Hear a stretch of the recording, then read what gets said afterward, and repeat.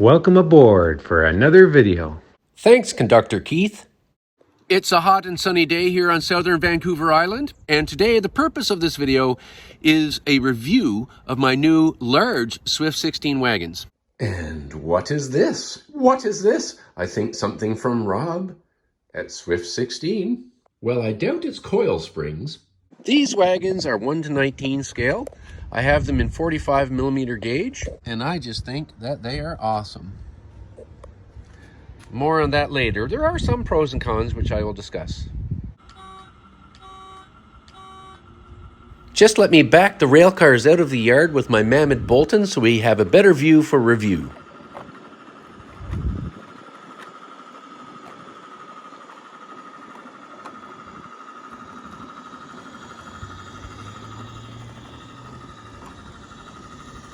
I just wanted to back them out into the sun where we could all see them.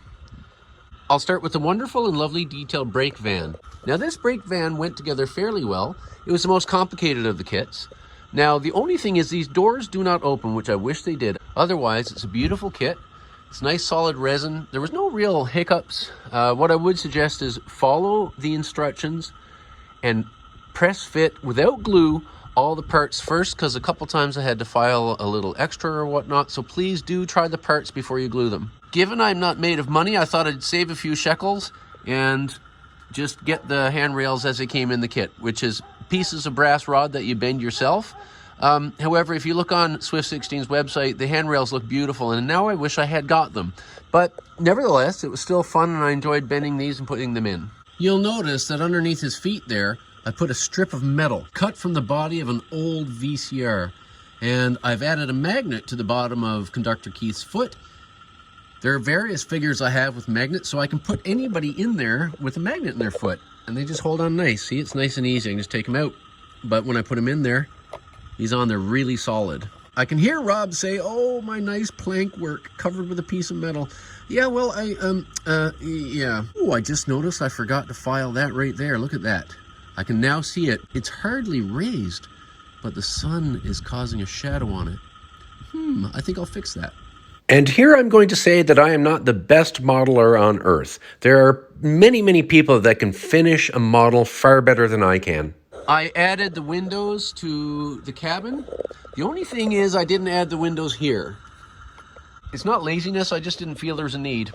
I use Gorilla Glue to glue these pieces on here, but I want these pieces on solid, so I put little angled holes with a drill bit, which I then fill with glue and put on there for extra super strength. Whether this is actually necessary, I don't know. Now on to the flats, the four-wheel flats. These are lovely. Now I know that Rob at Swift 16 goes out and measures actual rail cars and builds them verbatim, so I'm sure that's what's happened here. However, the buffer height is different on these and all the rest of the large wagons I have here, but it turns out it's not a big deal. I don't put the hook shape in here. I just put the brass down just like these rods. I do that so that hooks don't accidentally come out over, so I can back up without buffer lock, if that makes sense. But you know what? I've test run these now, and there is really no problem. Rob at Swift 16 had seen some of my previous videos where I'm talking about stickers. For instance, the vinyl sticker here for Pencross Railway of Vancouver Island. And so he threw into the box a bunch of stickers. I decided that I would make these private owner wagons and put Swift 16 stickers on there. And then these are, I guess, vinyl as well and shiny. And I sprayed the dull coat over it all, and so they're now nice and dull. I didn't do that here. I just wanted these to look like they're freshly painted. Anyway, I think that looks Jim Dandy. It's nice to have some variety on the railway. And I have a whole bunch of these wheels from my North American stock where I replaced these plastic wheels with metal wheels. So we're just going to assume that Swift 16, being a manufacturer of coaches, is taking a delivery of wheels. These are just held on by elastic, that stretchy stuff that I got at a craft store. I really think this tank is a gem. I love it. Now you can get it for a little bit extra with a beam and I-beam that goes under there. I didn't do that. Again, I was trying to pinch my shekels. But, you know, I think, yeah, it would look cool with the beam under there. But nevertheless, I still like it. I like it as it is. This one and the flats came together extremely easily. You do have to have some filing and whatnot in here to make the parts fit on that one. In addition to the normal array of tools, have a bunch of files. And I mean this big. That's fairly fine. I've got even finer, which I use, but also right up to this rough one because I had use of it. Now on to the gondola. Here in the North America, we call them gondolas.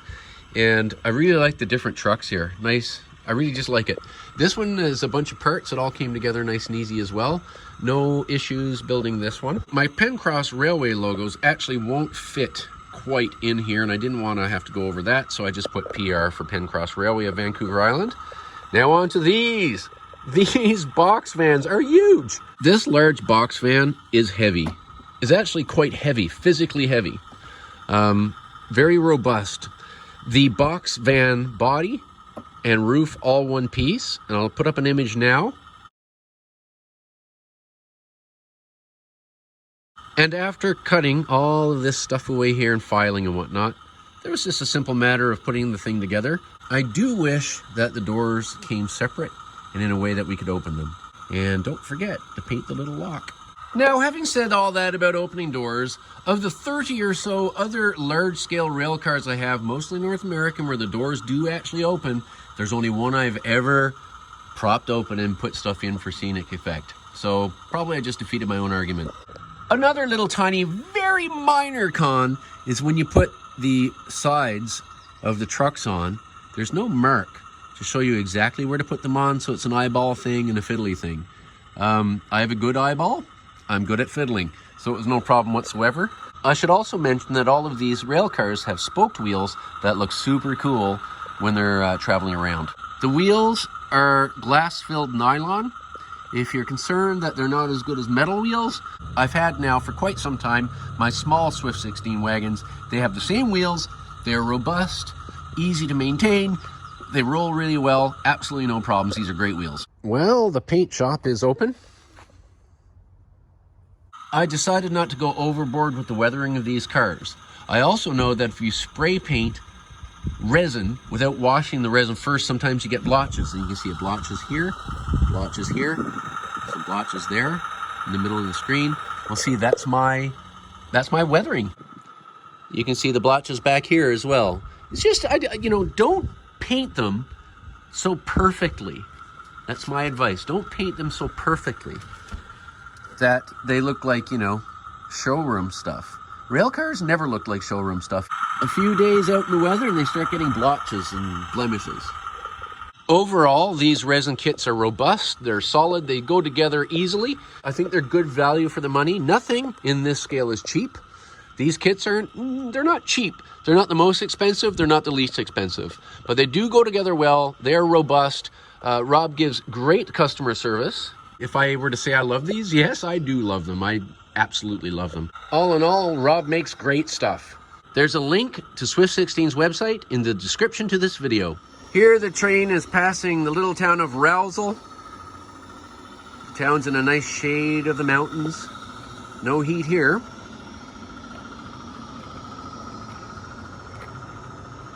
Here we have the train passing through New Rutabaga. My friend Dave in Scotland provided me that sign. I see that some courier or other has delivered to Dave a load of turnips. And here the train is passing through Pencross. That's New Pencross here on Vancouver Island. Pencross is inspired by my friend Steve in England. Oh, Henry, isn't it nice we get to sit in the shade? I know what you mean, Marge. It's a nice hot day. And it's super nice to see this train and all these new rail cars. Yes, Henry, they're wonderful.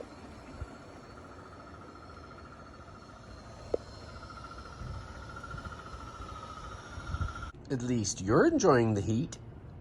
Well, the Friar's here. He's always here watching trains. A great train watcher.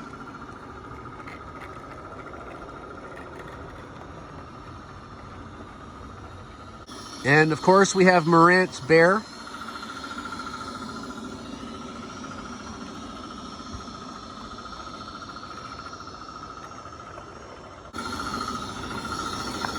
To the eagle-eyed among you, you'll see we have Lord Michael in the cab today as well with the driver. To the more eagle-eyed amongst you, you'll notice there's a horn. Well, yes, that also came from Swift 16.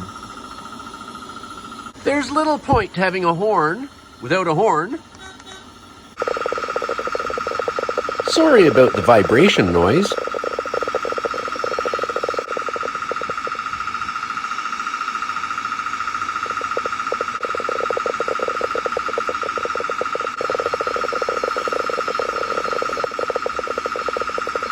I think it might be time for a steam up.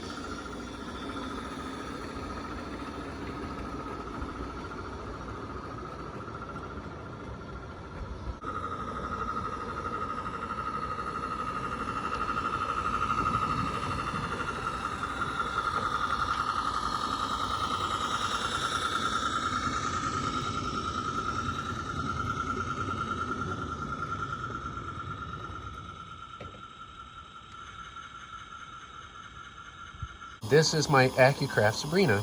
So with this engine, I've taken the couplers that came with it, the AccuCraft couplers that had the hook that dropped here, and I took the hook out and I put that chain. This is just a nail that holds this piece in. Just take the nail out, take that out, and I can put my Katy couplers or the other couplers options that I have for this locomotive right back in. So there it is coupled, see?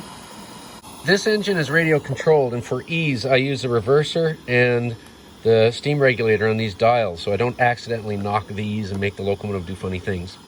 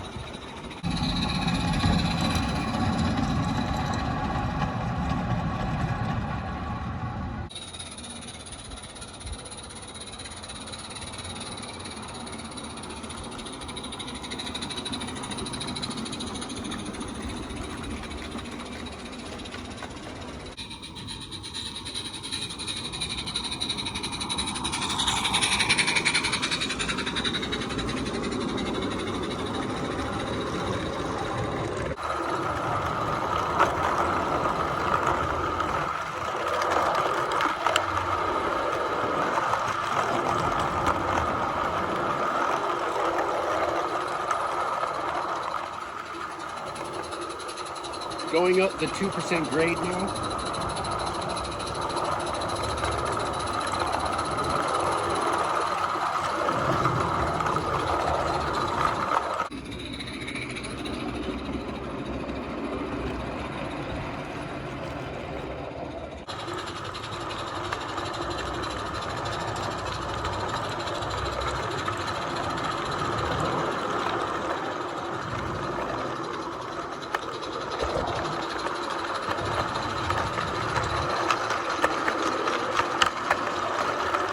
Please subscribe and share this video so we can help encourage our hobby.